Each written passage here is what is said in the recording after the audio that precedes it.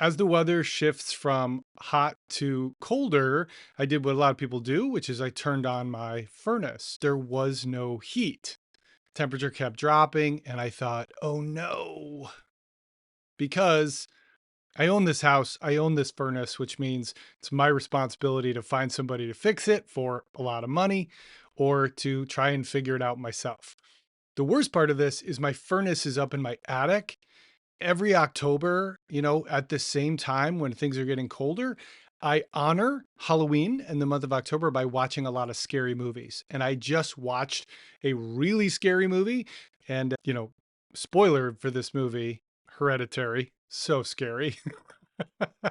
A lot of it happens in the attic, and not everyone who goes into the attic comes out. So I got to go up there and I got to fix my furnace. That's only the first scary thing that happens when you go into an attic.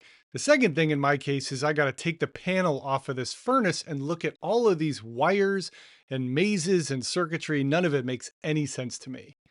And I can't get a repair person to come for about a week. And I don't want them to come because I know it's going to cost a lot of money. They're going to upsell me, all of it. So I go on YouTube, and that's where I meet Gray the Furnace Man, who looks exactly like my father-in-law. And based on where his eyes are aimed, I'm not sure he's even aware that a camera is recording. And he's very wise and he's very helpful. I learned what a pressure switch is, what a heat igniter is, and I end up ordering all of these parts and doing all of these things. I spent a lot of hours in the attic. I'm not killed by terrible monsters. I do not fix the furnace. And I find myself in a very dark mood, very angry with myself because I feel like I'm still going to have to pay for this repair person. And I've wasted all of these hours up here. I'm being hard on myself, very often something that I struggle with. And I realize the story that I've wasted all this time. This is just a frame. There's a different frame that I could put on this, which is I learned a lot of things. I now know what a pressure switch is. I now know what a heat igniter is. I did not electrocute myself. I now know Gray the Furnace Man. We have a default mode when we fail, when we get something wrong, when we don't succeed, which is we look at it as a meaningless experience. There's no point, there's no value, there's no lesson. Our default mode is to make things meaningless unless we succeed.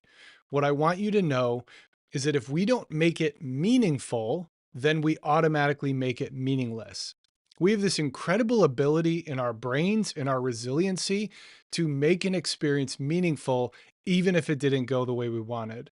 I believe that when it comes to your life, when it comes to courage, when it comes to the way you manage money, when it comes to the way you make any types of decisions, there is rich wisdom and learning and great stories that come out of our mistakes. When it comes to personal finance, it can be really easy to judge your mistakes, to keep them secret, to not ask for help, to look at mistakes you've made, times you overspent money, increased your debt, times you missed a key investment, looked at your bank account, and not only was it a zero balance, but it was a negative balance and you owed a fee. You look at these moments and it's important to recognize our default mode is to make them meaningless, but we can always make them meaningful. I invite you to look at a decision that you made, a challenge that you faced where you don't feel like you made the right choice, and ask yourself, how could I make it meaningful? What is one lesson that I learned from this that I might be able to share with somebody else, with my younger self? What's a skill that I leaned on that allowed me to persist or to get as close as I could to success, even if I didn't? How did failing and having to deal with that build my resiliency? How did that help me work the muscle of asking for help and admitting that I can't do it on my own? These are all paths that will allow you to make a meaningless experience meaningful. The furnace guy was very impressed with what I had done so far. It turned out to be the motor. It was kind of a cool moment. He showed me the bill, what it would cost. It was about 800 bucks.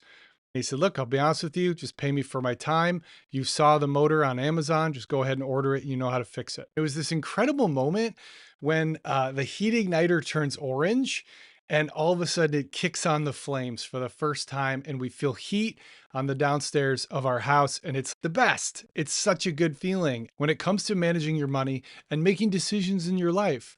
You can free yourself from the regret and the self-judgment and the shame of I've gotten it wrong in the past and I'm going to get it wrong again. The skill you want to develop is how to learn from it and move on. And the best way I know to do this is to look at your strengths and your talents and to remind yourself that you're already doing more right than you think.